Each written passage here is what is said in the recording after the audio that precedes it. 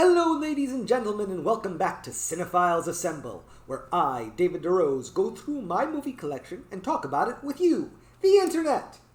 Yes, it's another episode of the show guaranteed to never make you feel or change your life. Today's film beat out a pair of horror movies. The third installment in a franchise of vampire movies.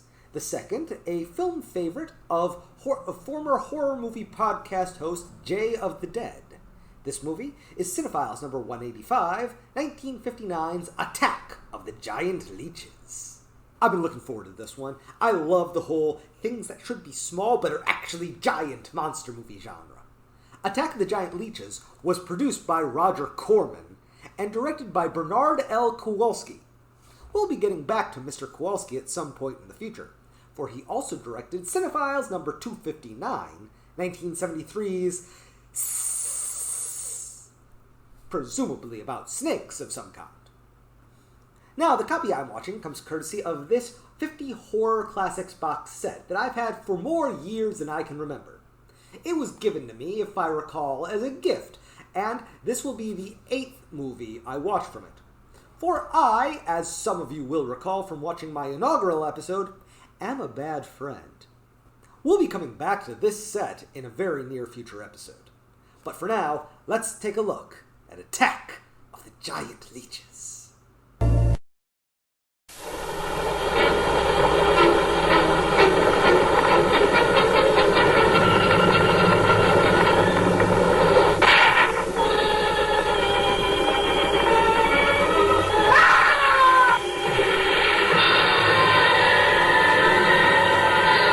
take care of one like these days.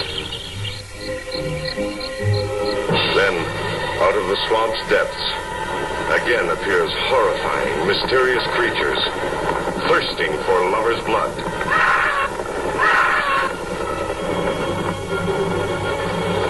What are these giant mutations whose attack on people sends the whole countryside on an endless search? Whatever killed those people is still in that lake, and it's going to take more than dynamite to get it out. And then brings them back to life to gratify their distorted desires.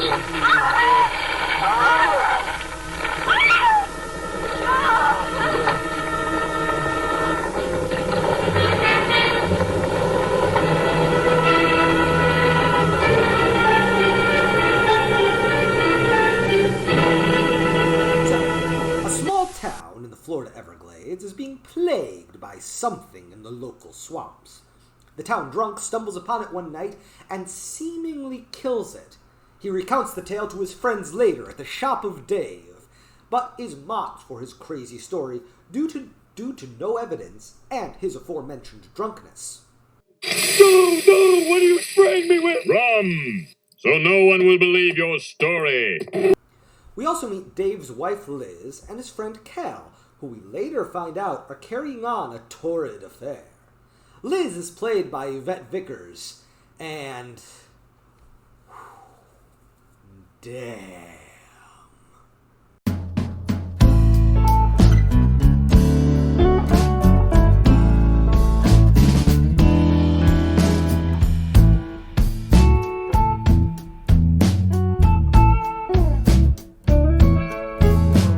Random question. Is there a rule that all women whose names start with YV are automatically stunningly beautiful? I mean, Yvette Vickers, Yvonne Craig, Yvonne Strahovski, Yvonne DiCarlo. Now, I know it doesn't constitute a pattern, but I'm going to dig into this. No. You know what? This is my show, and I'm making an executive decision. So, take out your Cinephiles rule books, everybody. Cinephiles rule number 19. All women whose names start with YV will be jaw-droppingly beautiful. I have spoken. Then we meet our main character, Game Warden Steve, who I may nominate for the blandest character who's ever blanded. He's out doing generic Game Warden stuff in the swamps with his girlfriends, like you do, when suddenly...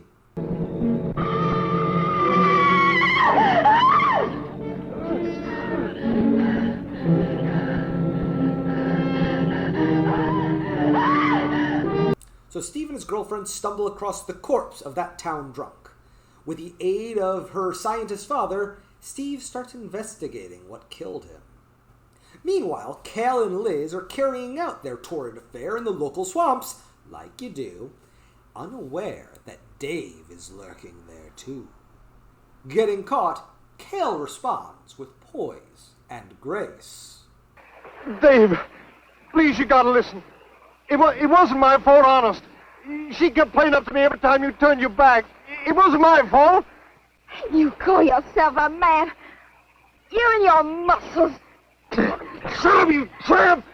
If you don't move, I'll kill you where you stand. But Dave! Now Dave supposedly only wanted to scare them. However, after forcing them into the swamps, the Leeches attack! Now, this is a Roger Corman-produced giant creature monster movie from the 1950s that took 8 days to shoot. That being said, I love these Leech costumes. Sure, they look really goofy, but between the lighting and the quality of the film, I think they're really effective. So Cal and Liz are dragged away by the eponymous Leeches, and Dave, who you will recall just chased them through the swamps, firing shotgun shots at them, alerts the proper authorities. And, as you may guess, reality ensues. Come on, Walker. Where'd you hide the bodies? Won't you believe me? It was some monsters. They... Take him out of here before I lose my temper.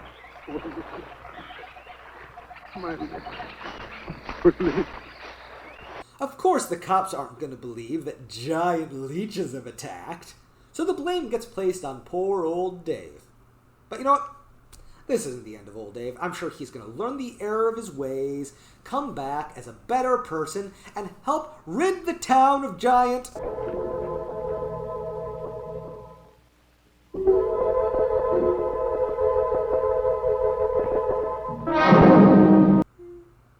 or not.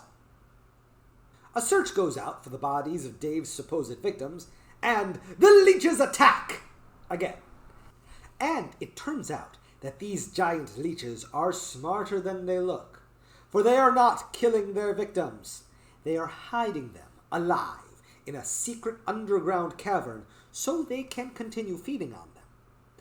Not only that, but it is surmised by the scientists that they actually may have hunted down the town drunk for revenge of his killing one of their own. Clever girl. Hell, I wouldn't be surprised if they broke into that jail cell and faked the suicide of poor old Dave. The doctor, being the only sensible one of the bunch, want to use dynamite to blow all of these giant leeches to smithereens. However, Game Warden Wet Blanket Steve has to put the kibosh on that. I'll tell you why. Number one, there's bound to be some aquarian life in that section, even if the bigger forms have abandoned it. Explosion underwater would destroy every living thing and wreck what nature took years to build up. Number two, I'm paid to prevent the useless slaughter of wildlife. Number three, I'd have to get authorization. And to get that authorization, I'd have to come up with a heck of a good reason. Satisfied?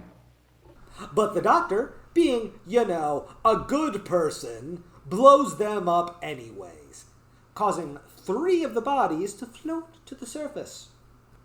And when autopsied, they discover that each body has large suction cup wounds, and all the blood drained from their body. So of course, now the authorities know what's going on. We think we're dealing with a supernatural being, most likely a mummy. As a precaution, I've ordered the Egyptian wing of the Springfield Museum destroyed. Nice work, Ed. They also discover that these bodies only died hours ago, and Liz isn't one of them. So Blandy McBlanderson decides to scuba dive into those underground caverns in hopes of rescuing her. Wait a minute. Wait. Something's been bugging me about this movie. Leeches are small, right? So how are these leeches not small? Or, in some other vernacular, giant? Well, with a whole 6 minutes left in the movie, they finally address it. Where could it have come from? I wish I knew. We'll have to make some tests. Maybe the proximity of Cape Canaveral's got something to do with it. The rocket station? Well, they use atomic energy in the first stages of launching. Not all of them have been successful. You think that if some animal life was close by, not close enough to be killed, but close enough to feel the effects of a radioactive energy, that... A mutation. A type of gigantism of some common animal. So Steve rescues Liz, and they finally listen to the scientists and use a dynamite to blow all these leeches up. And the movie ends. So that was Attack of the Giant Leeches. And you know what? I loved it. Yeah, it's from the 50s, and the film quality's bad, and the costumes are laughable, and the acting is dated. But it's short, it's effective, and it works. I highly recommend this. It can be found in its entirety on YouTube for free, as can the Mystery Science Theater 3000 episode featuring it. Yvette Vickers would later go on to appear in another Things That Should Be Small But Are Actually Giant movie, the classic Attack of the 50-Foot Woman, which, as of this recording, I do not have a copy of. Sadness. Now, to the baker's dozen or so people that are actually going to watch this episode, I have a couple favors to ask. First, towards the beginning of 2020, Attack of the Giant Leeches was turned into a stage play. Now, I've looked and looked, but I cannot find a copy of this script. If any of you know anyone who has a copy, please contact me. I have to find it, I have to read it, and I must put it on. Secondly, I'm trying to expand my viewer base here, so if you could like and share these videos and subscribe to the channel, I would really appreciate it. Right now I'm only at 14 subscribers, and by the end of 2020, assuming that 2020 ever actually ends, I would like to be at 59. Why 59? Because it's a good prime number. And I think that matters. And for that 59th subscriber, I will do something special.